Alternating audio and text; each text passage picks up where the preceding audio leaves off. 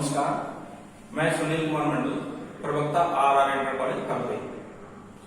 आज आप लोगों के लिए हम हेलो एल्केन तथा हेलो एरीन्स जो चैप्टर पढ़ा रहे थे उसी के आगे यानी कि भाग 5, जिसके अंतर्गत हम लोग आज हेलो एल्केन के रासायनिक अभिक्रिया के बारे में पढ़ेंगे या चर्चा करेंगे, जिसके अंतर्गत हम ईथर का निर्माण, एमिनो ईथर का निर्माण हम लोग विलियमसन संश्लेषण मेथड से करेंगे।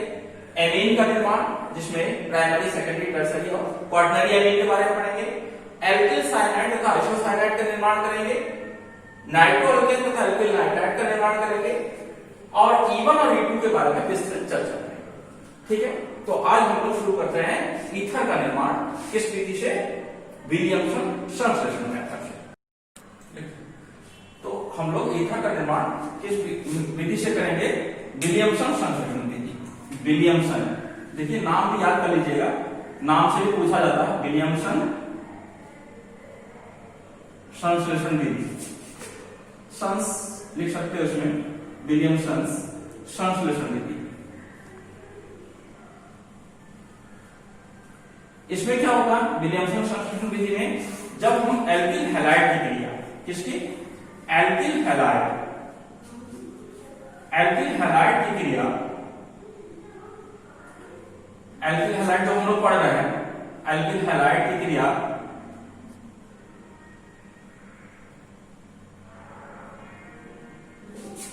सोडियम एथॉक्साइड के साथ कराते हैं। सोडियम एथॉक्साइड, सोडियम एथॉक्साइड के साथ कराते हैं तो ईथर का निर्माण होता है। किसका निर्माण होगा? ईथर का। अब एल्किल हैलाइड के रूप में हम लोग अगर एथिल ब्रोमाइड लेते हैं C2H5Br plus sodium ethoxide NaOC2H5, ये सोडियम एथॉक्साइड है, सोडियम एथॉक्साइड, और इसका नाम है एथिल ब्रोमाइड, एथिल ब्रोमाइड। और ये क्रिया करके क्या बना लेगा? देखिए यहां से सोडियम ब्रोमाइड अलग हो जाएगा और सोडियम ब्रोमाइड अलग होकर के C2H5O, ये ईथर का सूत्र है, प्लस NaBr, इसका नाम है डायथिल ईथर, डायथिल ईथर। ठीक है, इस प्रकार हम जो प्राइमरी एल्किल हैलाइड लिए हैं तो डायथिल ईथर का निर्माण हुआ। अगर हम सेकेंडरी एल्किल हैलाइड लेते हैं, सेकेंडरी एल्किल हैलाइड कैसे है? जब हम सेकेंडरी हैलाइड का मतलब होता है जिस कार्बन पर हाइड्रोजन परमाणु जुड़ा हो उसमें दो एल्किल समूह हो, तो इसे हम क्या कहते हैं? Secondary alkyl halide. और सेकेंडरी एल्किल हैलाइड की क्रिया जब हम इसी रिएजेंट के साथ में सोडियम एथॉक्साइड के साथ कराते हैं तो भी ईथर का निर्माण होता है। देखिए इस प्रकार से CH3 single bond CH, CH3 OC2H5। ठीक है ना? तो इसका नाम हो जाएगा आप जैसे आइसोप्रोपिल, इसका नाम क्या हो जाएगा? ये 3 कार्बन का है आइसोप्रोपिल और इसका नाम होगा एथॉक्सी। इसका नामकरण में भी हमने आपको 11th में पढ़ाया होगा कि जिस पर कार्बन की संख्या छोटी होती है उसके साथ में हम ऑक्सी शब्द जोड़ लेते हैं, एथॉक्सी,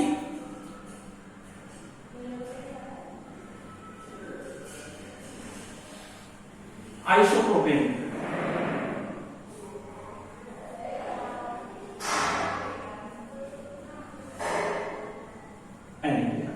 ठीक है। लेकिन जब हम टर्सरी एल्किल हैलाइड के साथ जाते हैं, किसके साथ में?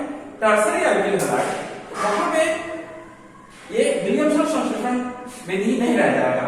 टर्सरी एल्किल हैलाइड इस प्रकार से होता है,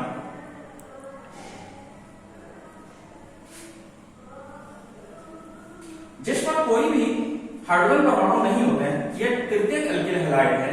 इसकी क्रिया जब हम NaOC2H5OH सोडियम एथॉक्साइड NaOC2H5OH के साथ जब कराएंगे तो यहां पर C2H5OH, यहां से एक हाइड्रोजन परमाणु चला जाएगा और C2H5OH का निर्माण होगा।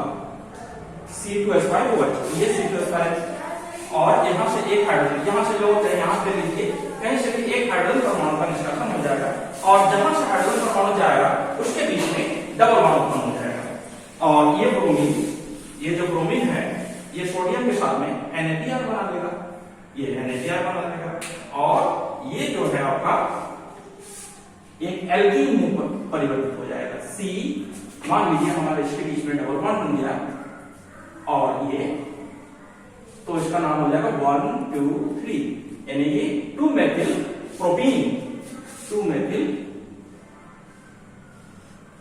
प्रोपीन। ठीक है, इस प्रकार से यहां पे एल्कीन का निर्माण होगा प्लस NaBr। ठीक है, तो ये टर्सरी एल्किल हैलाइड, ये सेकेंडरी एल्किल हैलाइड और ये प्राइमरी एल्किल हैलाइड। तो तीनों विधि द्वारा आप लोगों ने देख लिया कि सोडियम हाइड्रोक्साइड क्रिया करके किस प्रकार के उत्पाद बनाते हैं। ठीक है, सेकंड पॉइंट पे आते हैं हम लोग एमीन का निर्माण। किसका? एमीन का। देखिए एमीन शब्द ऐसा होता है कि एमीन शब्द अमोनिया से उत्पन्न हुआ है।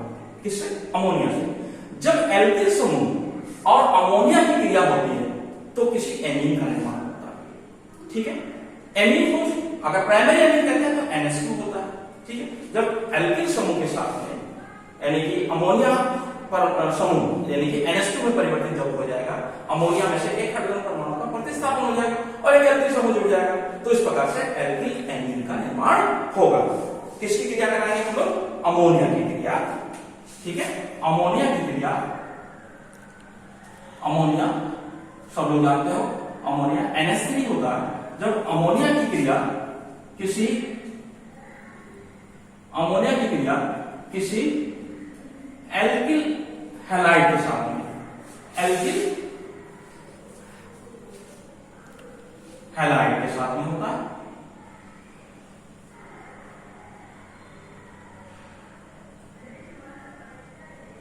तब एमीन का निर्माण होता है। ठीक है ना, किसका निर्माण होता है? एमीन का। अब इसमें आप लोग डिटेल में समझिएगा कि किस प्रकार प्राइमरी एमीन बनेगा, सेकेंडरी एमीन बनेगा, टर्सरी एमीन बनेगा। इसको हम लोग पूरी तरीके से जैसे कैटेगरी से हमने किया था उस कैटेगरी के हिसाब से, यानी कि नोमेनक्लेचर में, नामकरण में जैसे हम लोगों ने बताया था उसी हिसाब से हम लोग समझेंगे इसको। सबसे पहले हम किसी एल्किल हैलाइड यानी कि अगर C2H5Br की बात करते हैं, एथिल ब्रोमाइड, ये इसके बाद आपका टॉपिक भी है, तो एथिल ब्रोमाइड की क्रिया अगर हम अमोनिया NH3 के साथ कराते हैं तो NH3 के साथ जब कराते हैं तो ये हैलोजन इसमें से एक हाइड्रोजन परमाणु का प्रतिस्थापन कर देगा। तो जब हाइड्रोजन परमाणु का प्रतिस्थापन कर देगा तो C2H5NH2 बन जाएगा। ठीक है, और यहां से क्या बन गया? HBr। तो HBr यहां से निकल गया। ठीक है, तो आप इसको एरो के नीचे माइनस करके लिख सकते हैं, हाइड्रोजन ब्रोमाइड यहां से अलग हो गया। लेकिन ये रिएक्शन यहां पे रुकेगा नहीं। अब एल्किल हैलाइड जब और दूसरा एल्किल हैलाइड यानी कि एक और एल्किल हैलाइड के साथ क्रिया कर सकते हैं, एक और एल्किल हैलाइड सेम वही ले लीजिए, अगर इसी के साथ में, ठीक है, C+5NH2 के साथ रिएक्शन करते हैं, एथिलेमीन के साथ रिएक्शन करेंगे तो फिर यहां से एक हाइड्रोजन परमाणु का प्रतिस्थापन इसके द्वारा हो जाएगा और क्या बन जाएगा? Secondary amine minus HBr। Secondary amine कैसे बनेगा? आप लोग इसमें देख सकते हैं कि दो एल्किल समूह जब अमोनिया परमाणु के साथ में जुड़ेगा C+5NH, अब तो एक हाइड्रोजन और कम हो गया, तो इसका मतलब यहाँ पे C2H5 समूह जुड़ गया, तो ये सेकेंडरी एमीन हो गया। कैसे हो गया? सेकेंड 2 डिग्री एमीन, ये 1 डिग्री एमीन है।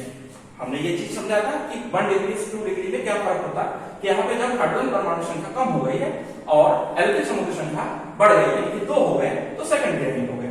सेकेंडरी एमीन फिर एक बार क्रिया कर सकते हैं C+5 का, आप इसको 4 टॉइस NH लिख सकते हैं और इसी की क्रिया अगर हम C2H5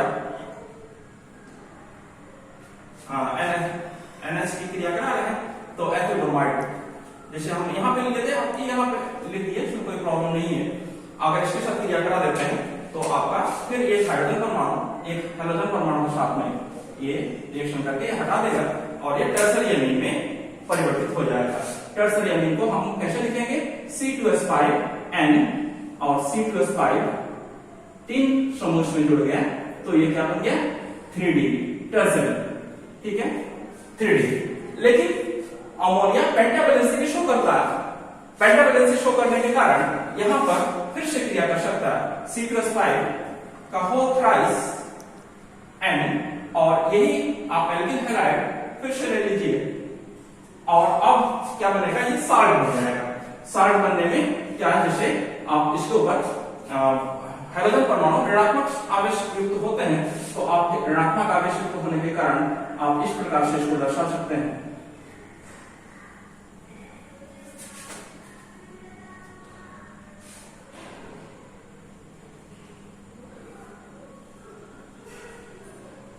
ये साल्ट बन जाएगा, ये टेट्राआयन बन जाएगा, क्वाटरनरी। इस तरीके से आप अमीन का निर्माण प्राइमरी, सेकेंडरी, टर्सरी और क्वाटरनरी अमीन का निर्माण इसके साथ क्रिया करके अमोनिया के साथ एल्किल हैलाइड की क्रिया करके प्राप्त करेंगे।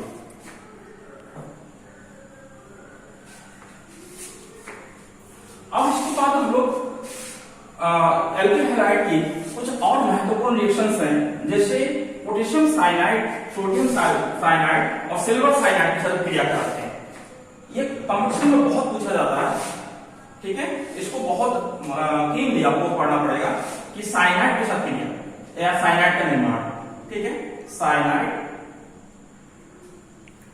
तथा आइसोसाइनाइड का निर्माण, ठीक है, आइसोसाइनाइड का निर्माण। किस तरीके से इसको समझेंगे, यहां पे आपको क्योंकि इंटरमीडिएट की केमिस्ट्री पढ़ रहे हैं तो आपको बहुत कीन ऑब्जर्व करना पड़ेगा, अगर नहीं करेंगे तो आप लोग केमिस्ट्री के पीछे रह जाएंगे। KCN potassium cyanide, NaCN sodium cyanide तथा सिल्वर साइनाइड AgCN के साथ क्रिया कराएंगे। यहां पे जो सबसे महत्वपूर्ण पॉइंट है वो आपको ध्यान रखना चाहिए कि पोटेशियम साइनाइड और सोडियम साइनाइड ये फुल्ली आयनिक कंपाउंड है। कैसा कंपाउंड है? आयनिक। आयनिक कंपाउंड का मतलब ये आयनिक हो जाएंगे पोटेशियम आयन और साइनाइड आयन, ठीक है, साइनाइड आयन बन जाएंगे। लेकिन यहां पे ऐसा नहीं होगा। सिल्वर साइनाइड सहसंयोजक प्रकृति कोवैलेंट वैलेंसी शो करते हैं, यानी कोवैलेंसी शो करते हैं, सहसंयोजक प्रकृति शो करते हैं। जब सहसंयोजक प्रकृति शो करते हैं तो यहां पर इसका नेचर सोडियम साइनाइड या पोटेशियम साइनाइड जैसा नहीं होगा। तो इस प्रकार ये जब एल्किल हैलाइड के साथ क्रिया करेंगे, किसके साथ में? एल्किल हैलाइड, जैसे हम लोग C+5Br का प्रयोग कर रहे हैं एल्किल हैलाइड के रूप में। एल्किल हैलाइड के साथ में अगर हम पोटेशियम साइनाइड की क्रिया करा देते हैं तो पोटेशियम साइनाइड का भी हमने बताया ये आयनिक कैरेक्टर शो करेगा।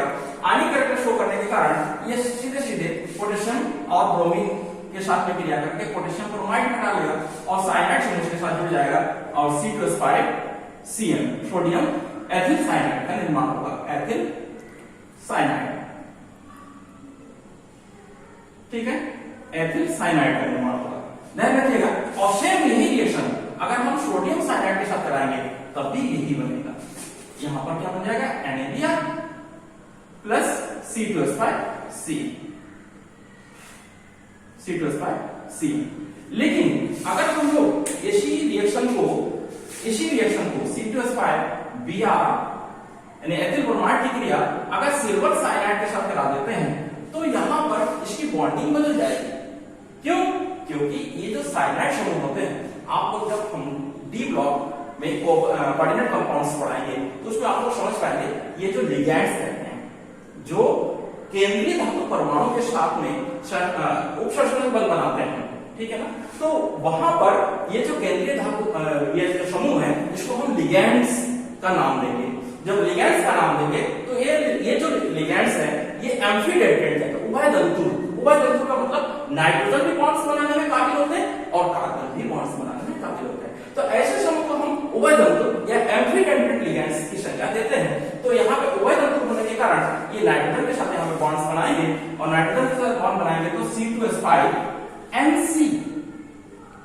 C+5NC प्लस AgBr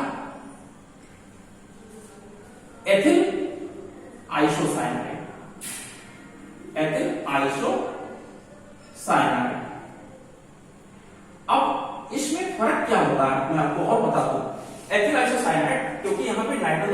इसकी बॉन्डिंग जो हुई है कार्बन कार्बन और इस तरीके से हुई है,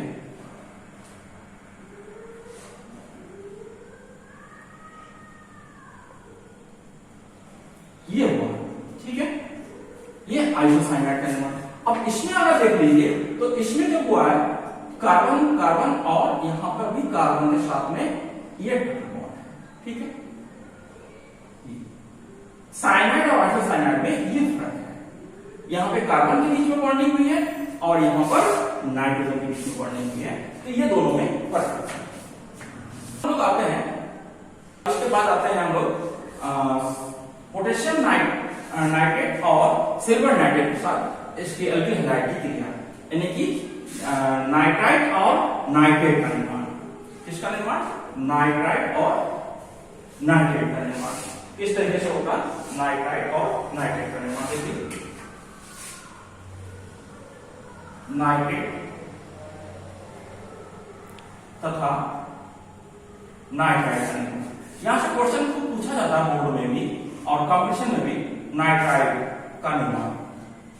यहां पर जैसे इससे पहले हमने एप्लीकेशन दिया था साइनाइड और आइसोसाइनाइड का निर्माण हुआ था, उसी प्रकार के यौगिक हम लेंगे KNO2 पोटेशियम नाइट्राइड तथा सिल्वर नाइट्राइड,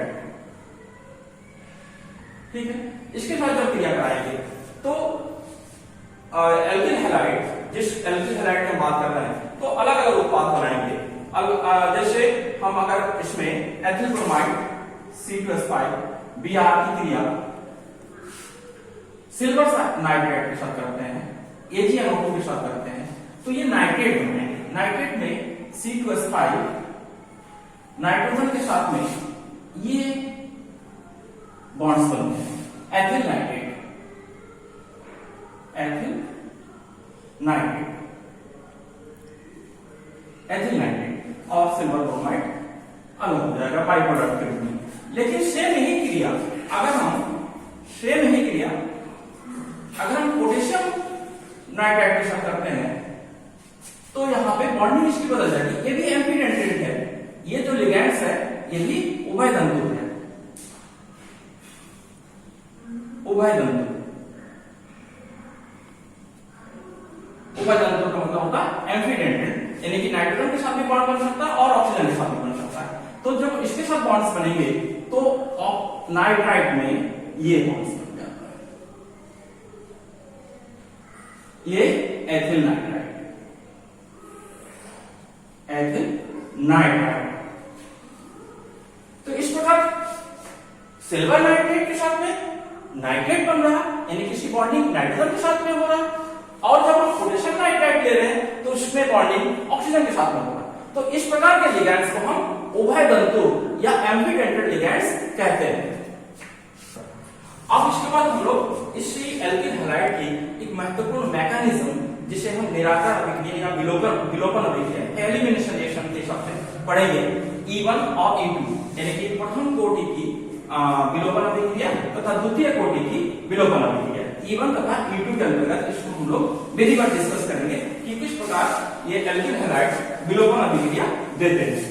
देखिए यहां पर आपको याद के लिए आपको एक बात बता दूं कि जब हम KOH, हमने उस समय भी चर्चा किया था, अब भी कह रहे हैं, KOH जलीय लेते हैं या NaOH जलीय लेते हैं, ध्यान रखिएगा, NaOH जलीय माध्यम में लेंगे तो ये नाभिक स्नेही प्रतिस्थापन अभिक्रिया देंगे।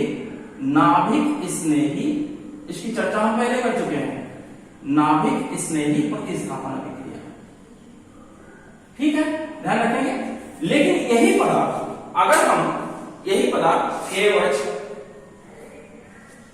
या NaOH अगर हम लोग अल्कोहलीय लेंगे, अल्कोहलीय, ठीक है, अल्कोहलीय माध्यम में अगर लेंगे तो ये विलोपन अभिक्रिया या निराकरण अभिक्रिया देंगे। निराकरण अभिक्रिया में मुख्य रूप से क्या होता है कि इसमें जो भी एल्किल हैलाइड होते हैं वो डबल बॉन्ड वाले यौगिक अनसैचुरेटेड यौगिक में बदल जाते हैं, असंतृप्त यौगिक में बदल जाते हैं, ठीक है ना। तो अब विलोपन अभिक्रिया के बारे में हम लोग चर्चा करते हैं कि किस प्रकार से विलोपन अभिक्रिया एल्किल हैलाइड देते हैं कि किसी भी एल्किल हैलाइड की जब अल्कोहलीय KOH या अल्कोहल NaOH के साथ क्रिया कराएंगे विलोपन अभिक्रिया या निराकरण अभिक्रिया, विलोपन अभिक्रिया। इसको इंग्लिश में बोलते हैं एलिमिनेशन रिएक्शन। एलिमिनेशन रिएक्शन,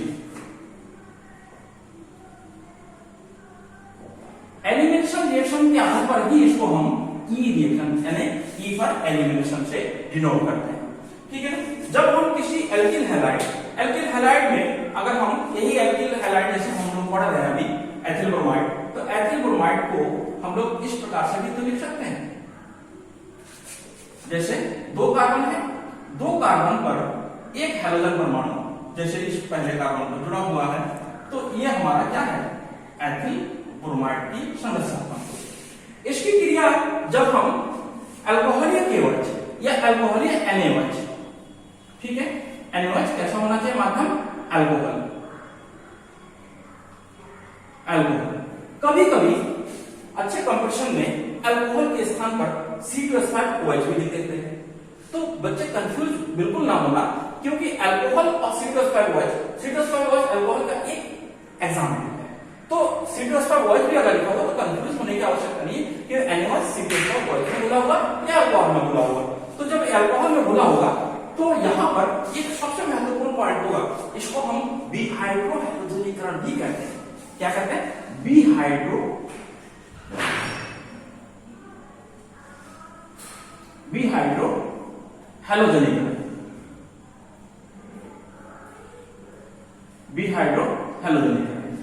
इसका मतलब ये होता कि जिस कार्बन पर हैलोजन परमाणु है वो कार्बन कैसा है, अल्फा कार्बन, और उसके जस्ट एडजेसेंट कार्बन, उसके जस्ट बाद वाला कार्बन को हम क्या कहते हैं, बीटा कार्बन। तो अल्फा कार्बन से हैलोजन परमाणु का विलोपन होगा, किसका होगा, हैलोजन परमाणु का विलोपन होगा, और यहां से हाइड्रोजन परमाणु का विलोपन होगा। तो बी हाइड्रो नाम से यहाँ पे बी का मतलब होता है, अंग्रेजी में बोलते हैं delete, deletion of hydrogen and halogen, इसको अंग्रेजी में बोलते हैं डिहाइड्रोहैलोजिनेशन। डिहाइड्रो का मतलब है हाइड्रोजन का डिलीट होना और हैलोजन का डिलीट होना, तो dehydrohalogenation is also known as elimination reaction. तो डिहाइड्रोहैलोजिनेशन में अल्फा कार्बन में से हैलोजन परमाणु और बीटा कार्बन में से हाइड्रोजन परमाणु का निष्कासन होगा, ठीक है, और इसके फलस्वरूप क्या बनेंगे, देखिए यहां से जब हाइड्रोजन चला जाएगा तो यहां पे क्या रह जाएगा, 2 हाइड्रोजन रह जाएंगे केवल, यहां पे 1 हाइड्रोजन, और यहां से जब हाइड्रोजन चला गया तो यहां पर भी 2 हाइड्रोजन, तो इसकी बैलेंसिंग कैसे होगी, डबल बॉन्ड से, ठीक है। तो ये NaBr सोडियम और ब्रोमीन के साथ में किया NaBr और OH और ये हाइड्रोजन के साथ में H2O, तो ये आपका है विलोपन अभिक्रिया। क्या है, विलोपन अभिक्रिया, या उसको हम बिहाइड्रोहैलोजनीकरण भी कह सकते हैं। इसके फलस्वरूप असंतृप्त एल्कीन यानी कि असंतृप्त हाइड्रोकार्बन का निर्माण होगा। अगर यही चीज सैडजेफ, एक साइंटिस्ट थे, सैडजेफ ने इसको बहुत भली भांति समझाया है, इसका जो है एक्सप्लेन किया है कि उन्होंने ये कहा कि जब इससे बड़ा कोई समूह होगा, कोई बड़ा यौगिक होगा, तो उसमें जो अधिक स्थायी यौगिक का निर्माण होगा उसका निर्माण अधिक होगा, जो स्थायी जिसका अधिक होगा, यानी स्टेबिलिटी जिसकी अधिक होगी उसका निर्माण अधिक होगा। इस बात को किसने प्रूव किया है, सैडजेफ ने, इसलिए उसको सैडजेफ का नियम भी कहते हैं, ठीक है ना। तो हम इसी अभिक्रिया को E1 और E2 में डिवाइड कैसे करते हैं, जैसे हमने SN1 और SN2 अभिक्रिया पढ़ाया था इसके पहले वाले पार्ट में, नाभिक स्नेही प्रतिस्थापन अभिक्रिया की प्रथम कोटि और द्वितीय कोटि, सेम उसी प्रकार से ये विलोपन अभिक्रिया भी देते हैं, प्रथम कोटि और द्वितीय कोटि, ठीक है। तो जो प्राइमरी एल्किल हैलाइड है वो द्वितीय कोटि यानी E2 प्रकार की विलोपन अभिक्रिया देंगे, और जो टर्सरी एल्किल हैलाइड है वो E1 प्रकार का देंगे। तो E1 प्रकार प्रथम कोटि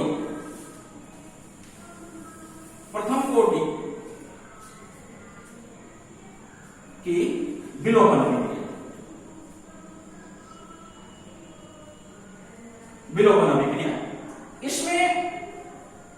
अधिकांशतया कि आपका टर्सरी एल्किल हैलाइड, तृतीयक एल्किल हैलाइड, तृतीयक एल्किल हैलाइड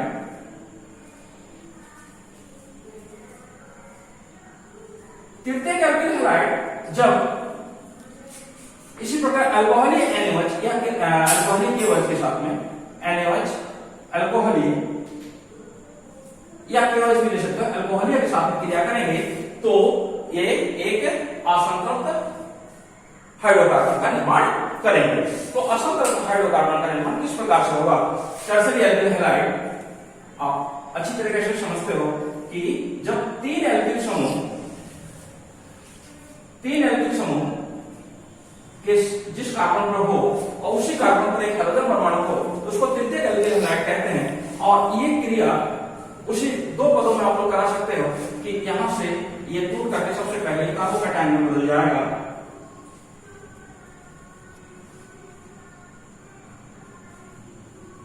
कार्बोकैटायन में बदल जाएगा और ये कार्बोकैटायन ये मंद गति से होगा और यही कार्बोकैटायन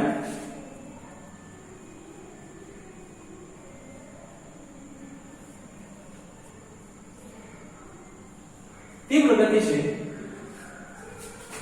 एक एल्कीन में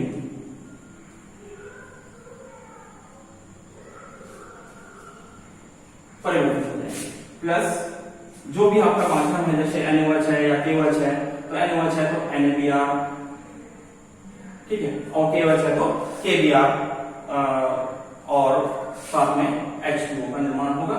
ये एक आप ऐसे नाम इसका लिख सकते हैं 2-मेथिल प्रोपीन।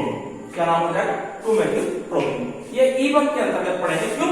क्योंकि इस अभिक्रिया में जो अभिक्रिया का दर निर्धारित करेगा वो केवल एल्किल हैलाइड करेगा।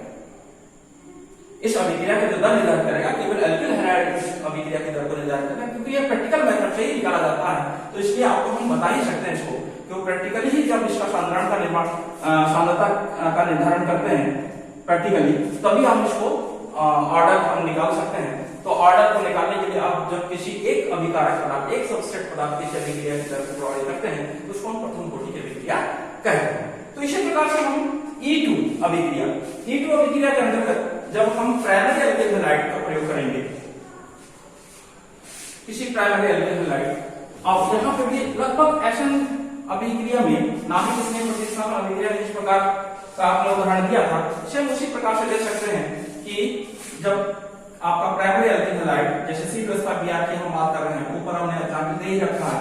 इसी तरीके की क्रिया अगर हम KOH अल्कोहलीय, ये लिखना मत भूलिएगा कभी भी, अन्यथा गलत हो जाएगा। अल्कोहलीय के माध्यम में जब लेते हैं तो यहाँ पर सेम उसी प्रकार से रिएक्शन होगा जैसे इससे पहले हम नाभिक स्नेह प्रतिस्थापन में समझाया था कि ये जो आपका है OH- आयन ये पीछे की ओर से OH- आयन ये पीछे की ओर से किसी हाइड्रोकार्बन के साथ में क्रिया करना चाहता है और उसी गति से ब्रोमीन समूह भी इसके साथ यहां से निकालना चाहते हैं। तो एक ट्रांजिशन कंडीशन आ जाती है। ट्रांजिशन कंडीशन में इसके साथ में आपका ब्रोमीन यहां से लीविंग ग्रुप होता है, ठीक है। तो ये ट्रांजिशन संक्रमण अवस्था होती है, और यहाँ से ये तीव्र गति से जब ये निकल जाते हैं तो यहाँ पर आपका एक हाइड्रोजन परमाणु भी है, तो इसके साथ में क्रिया करके जल परमाणु निकाल देगा और इसके बीच में ये हाइड्रोजन परमाणु ये एथिलीन का निर्माण होगा, प्लस यहाँ पे क्या बन गया? जल। और ये ब्रोमीन इस पोटेशियम के साथ में KBr का निर्माण करेगा। लेकिन इस अभिक्रिया में जब हम दर निर्धारण करते हैं dx/dt is proportional to alkyl halide, इस अभिक्रिया के दर निर्धारित करने में एल्किल हैलाइड और ये KOH का नाभिक स्नेह समूह ये दोनों निर्धारित कर रहे हैं, इसलिए इसको E2 अभिक्रिया क्या कहते हैं? इसको E2 अभिक्रिया, E2 द्वितीय कोटि की विलोपन अभिक्रिया।